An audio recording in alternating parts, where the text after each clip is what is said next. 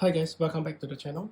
Today I'm gonna do a quick unboxing video of this Seiko GMT that my friend Brendan, who has kindly borrowed and lent it to me. So let's get on with it. I will leave his Instagram handle at the bottom just to thank him for it. So what I have today is a Seiko GMT. It's in the orange color. I'm quite excited to look at it. It's a brand new watch, something that is different. It's orange, so it's not the classic diver that is just black in color or even in blue. So let me get on with the unboxing, then we'll talk more about it.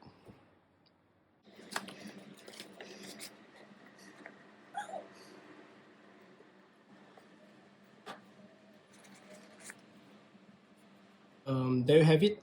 This is the SKX or maybe SSK in orange color. So let me go through some of the features to show you guys. So the first thing first, very obvious, orange dial, sunburst. As you can see, it's really beautiful. So the next thing you'll notice here is actually the bezel changing from gray to black. And this is depending on the light play. On different angles you can get different view. You can look at this, all is different. So the next thing, it's the bezel, it's black and gray, then it's filled with gold indices.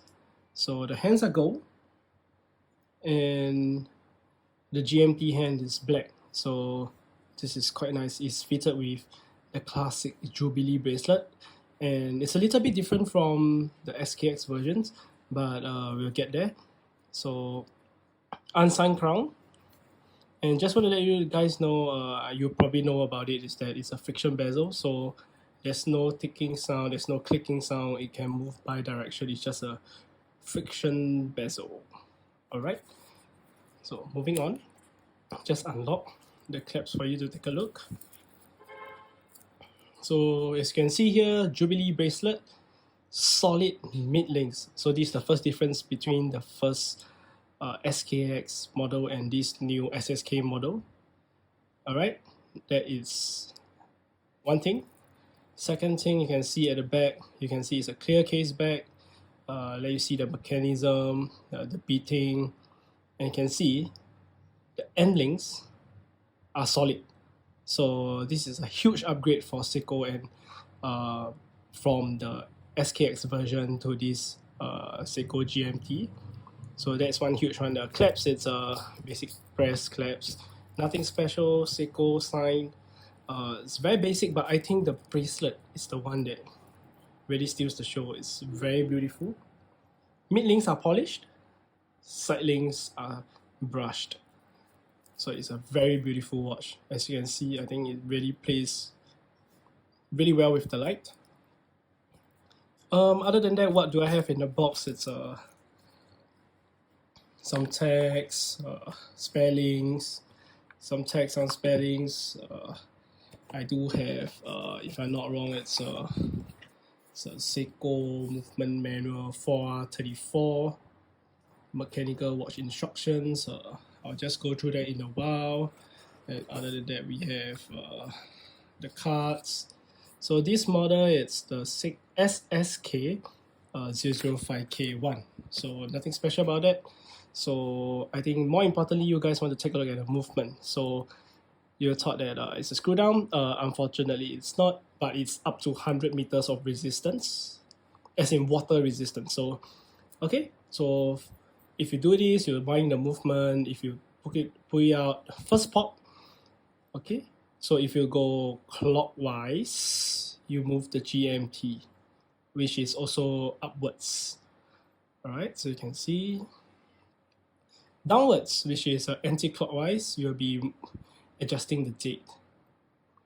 So quite nice. As you can see from the Cyclops here, the date is very, very clear, and it fits really nice in the frame.